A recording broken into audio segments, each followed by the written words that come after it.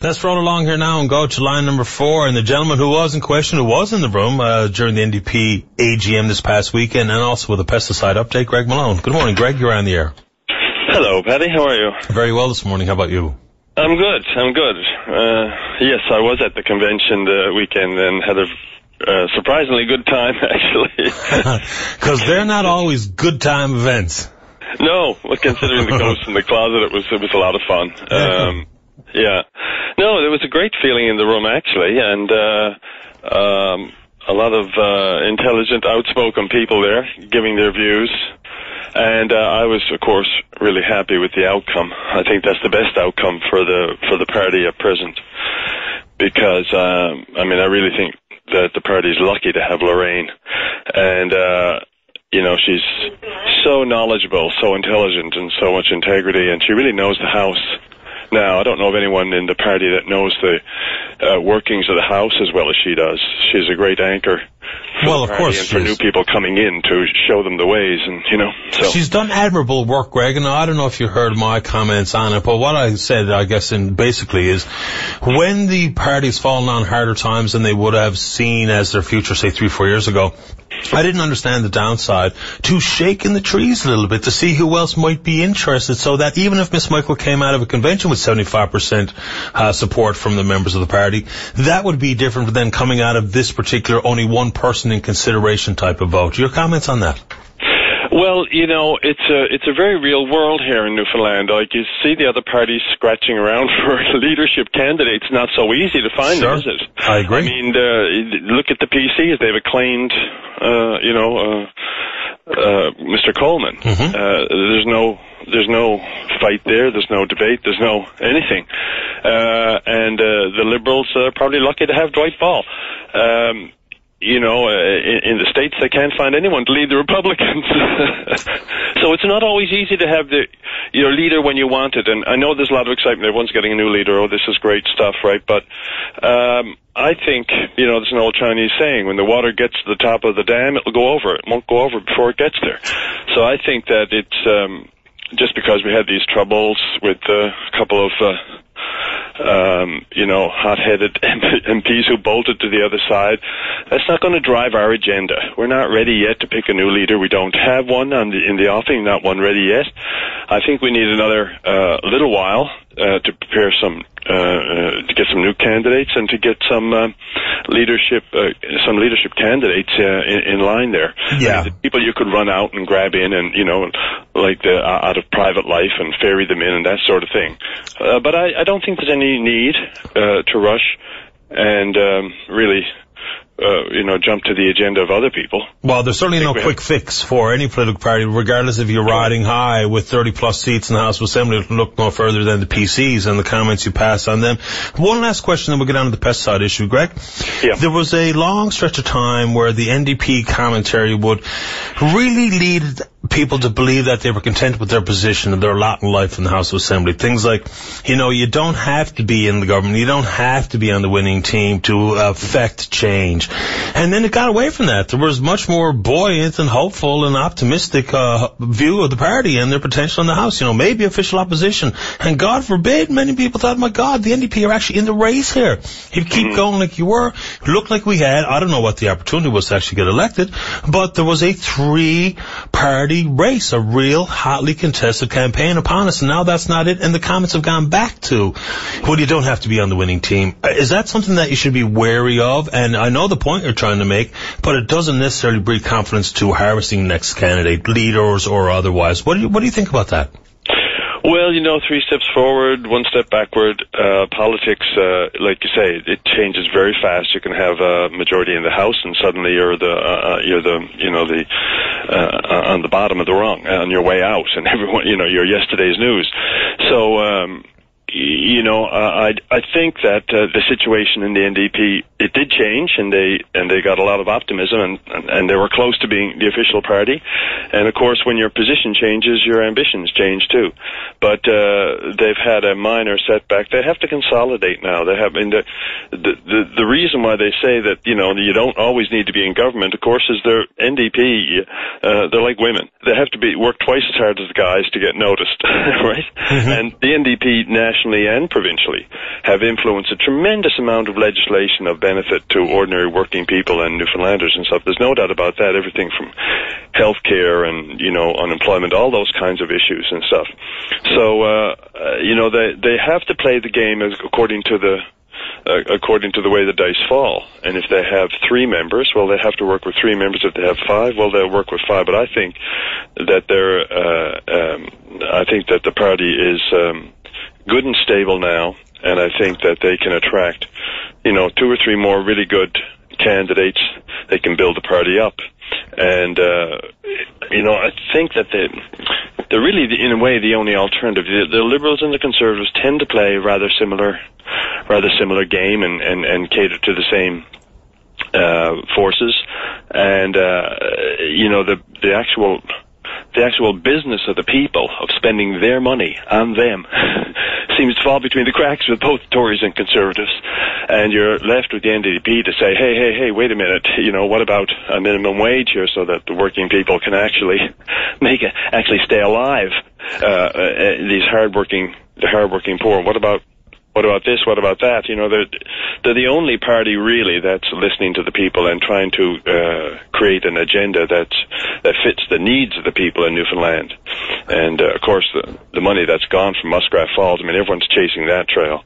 Whether it's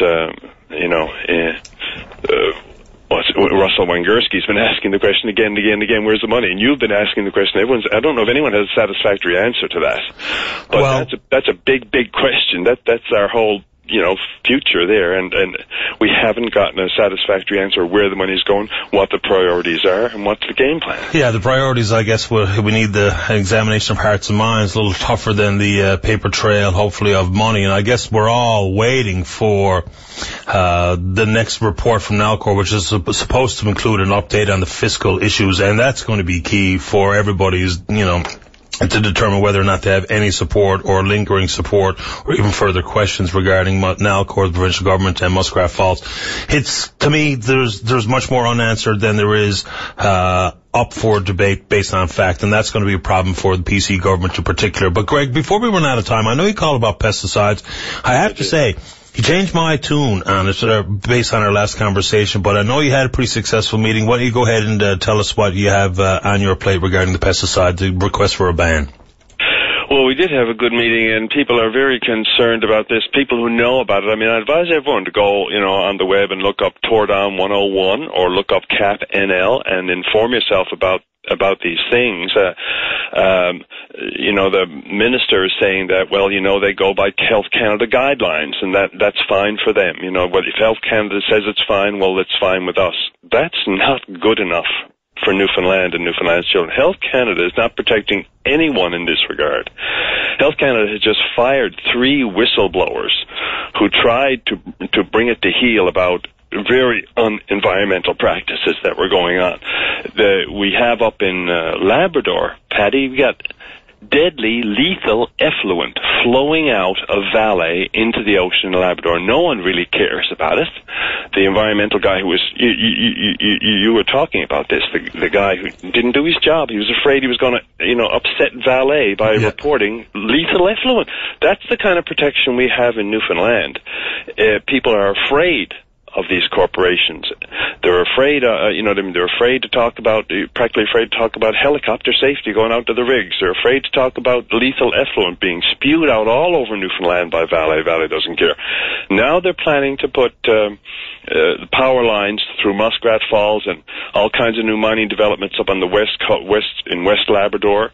They're going to, soak it with neurotoxins to destroy all vegetation on the power line. And what will be spewing out of those mines? We've seen we have the lowest possible standards for environmental safety for mines, I think, in the world. We've just turned Sandy Lake into a toxic waste. Now, there's ways of doing this. You can have concrete containment pens and that sort of stuff. It's a little more expensive, but of course it's much safer, much more environmentally friendly, and there's ways of doing these things in an environmentally safe way, but it's a little more expensive, so they don't want to do it in Newfoundland. Cheap is good enough for us. Cheap, off the shelf, neurotoxins and chemical deadly sprays. That's a cheap way to go, and we're going the cheap way. We're going the cheap way to hell.